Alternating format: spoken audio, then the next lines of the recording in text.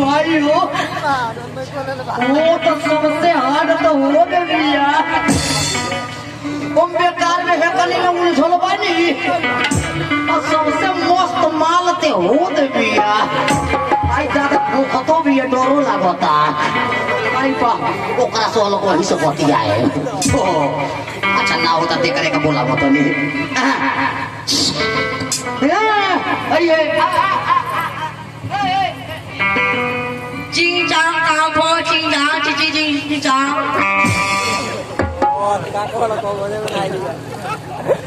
भाई हम ते को अच्छा हमरा भेट नहीं छे बोल तो हनी ते हमरा पढ़ल लिखल वाला लोग तो हनी तनी बतइबो लो कि का कहतिया हमरा समझ से बाहर सुनिया बोला बतनी बबी चिंग चांग कांग पो चिंग चांग ची ची चिंग चांग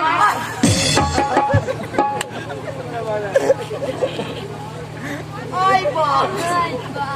ओ को तने कोविड का दिन चुम चुम चुम चुम चुम आई दादा आई बा बबी ने सुना ना चिंग पांग अरे ना ना पोंग पांग करी है हम जे का बोला तनी ना बोला ना के ना बोला तनी बोलबू चिंग चांग पांग चिंग पांग ओ समझ गई कि एने के आइटम ना लागे ई ही चाइनीज वही से अपना चाइनीज भाषा में बोलती है भला कहाँ से समझ में आऊ ओ तब तो लागत है एकरा संगे हमरो चाइने में बोले का पड़ी तबे बात से बात सोती अच्छा ना होता तो बोला होता नहीं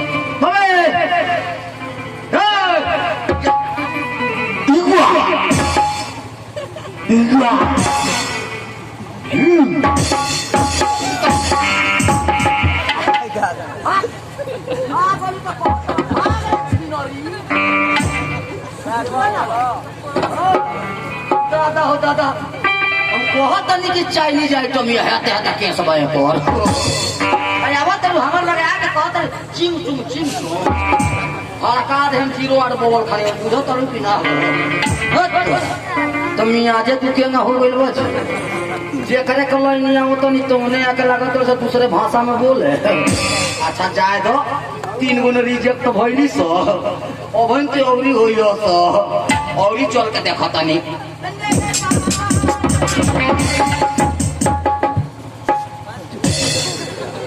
अरे बाप हो बाप ओ यारी तो यारी मोई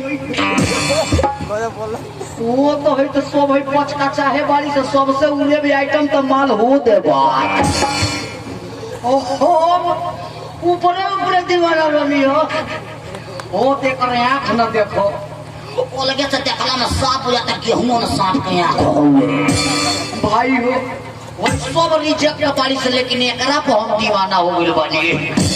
ना होता तो यही के बोला वो तो नहीं ए रे छौड़ी हां आई बेट करौरी आई बाप आई भाई आवत जा अरे टप का जी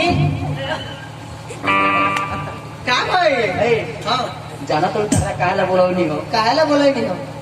हम तोहरा पर दीवाना बानी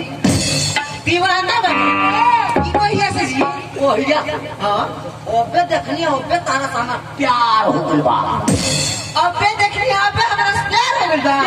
गइल बा हां हम तोहरा से प्यार करीले हां तू हमरा से प्यार कलो दूर रह के बतियाई ना ओ ओथे बोल मने देहिए तो धन तो अच्छा ठीक बा बोली और अगर तू हमरा से प्यार कर लेबे ना हां तो हम तोहरा से शादी कर ले हां आ धीरे से नेपाल चल जाई नेपाल का कोई जाके हां दारू चिखना का दुकान खोलल होई दारू चिखना का दुकान खोलल हां परसवा दिन तू आइटम देखी रो हां एना सुनी ना जब शादी की बात तो ये देनी हां एना सुनी हमारे बारे में जानते नहीं ना नहीं जानो कब के तरह शादी की बात करते तो मैंने बतइबू तब ना जानम कि तारा बारे में का दिक्कत बा वो तरह पूछे तब न हम बताए वो तो ये तो हम कहनी हम तोहरा से शादी करे वाला